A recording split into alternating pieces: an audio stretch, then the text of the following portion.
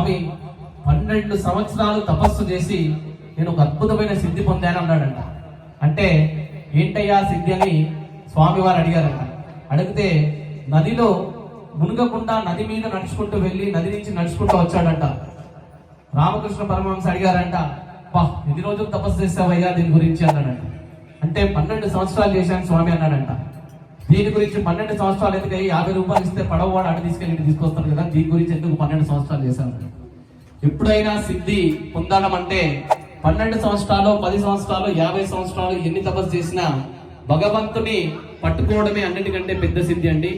భగవంతుడు వచ్చిన తర్వాత నాకు ఇలాంటి సిద్ధి కావాలి, అలాంటి సిద్ధి కావాలి, మరణం లేకుండా ఉండాలి, అలాంటి పిచ్చి పిచ్చి కోరికలు కోరుకోవచ్చు. స్వామి నువ్వు నాకు కావాలి అని కోరుకోవాలన్నమాట. అలాంటప్పుడు దాన్ని అసలైన సిద్ధి అంటారు.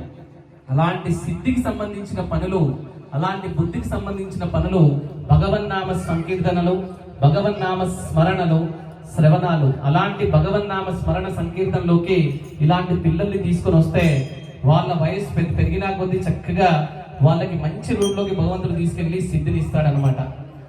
చక్కగా అందరూ కూడా గట్టిగా చప్పట్లు కొడుతూ హనుమాన్ చాలీసా మనస్సు